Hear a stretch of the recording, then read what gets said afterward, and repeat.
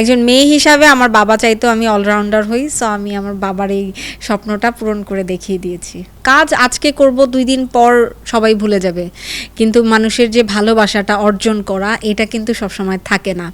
So আমি মনে করি আমি আমার কাজের থেকে ভালোবাসাটাই বেশি অর্জন করেছি এই মিডিয়া ইন্ডাস্ট্রিতে। মিডিয়াতে আমি কখনোই এই স্বপ্ন নিয়ে আসিনি যে আমার বাড়ি হবে, গাড়ি হবে, আমার ভালো, ভালো অনেক দামি, দামি ফোন হবে, লাক্সারিয়াস লাইফ হবে। এগুলো আমি কখনোই চাইনি।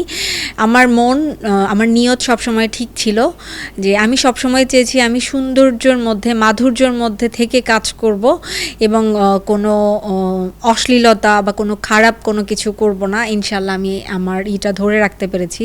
আমার বাড়ি নেই, আমার গাড়ি নেই, বাট আমার বাবার বাড়ি থেকে আমি যতটুকুন পেয়েছি আলহামদুলিল্লাহ। কারণ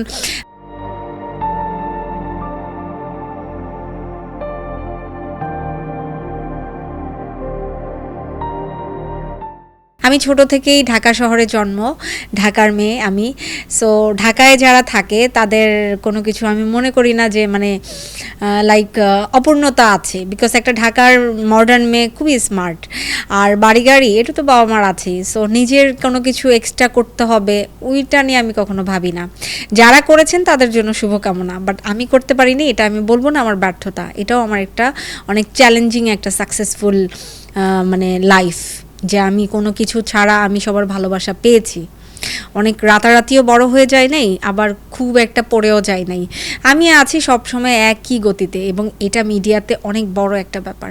জানি না সবার শুরুটা ভালো হয় কিনা, বাট আমার শুরুটাই ভালো ছিল। যেমন আমি সর্বপ্রথম বিটিভির ছায়াছন্দের উপস্থাপনার মাধ্যমে আমি মিডিয়াতে শুরু হয় আমার। তারপরে আমি টিভিসি করলাম, অনেকগুলো বিলবোর্ডেও কাজ করেছি। তারপর আমি নাটকে আসলাম। সর্বপ্রথম নাটক আমার আজিজ মার্কেট, শাহবাগ, ঢাকা। এবং সেকেন্ড নাটকে আমার সজল ভাইয়ের সাথে প্রেস্টিজ।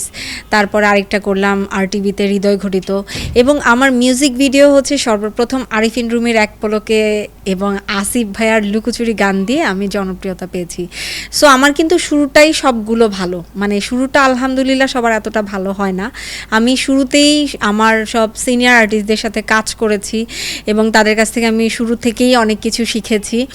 আর মিডিয়ার সর্বসেক্টরেই আমি আছি, বিকজ আমি নাচের মেয়ে। আমি গান করি না, বাট আমি উপস্থাপনা করি, অ্যাক্টিং করি, মডেলিং করি, সবটাতেই আছি। একজন মেয়ে হিসাবে আমার বাবা চাইতো আমি অলরাউন্ডার হই। সো আমি আমার বাবার এই স্বপ্নটা পূরণ করে দেখিয়ে দিয়েছি।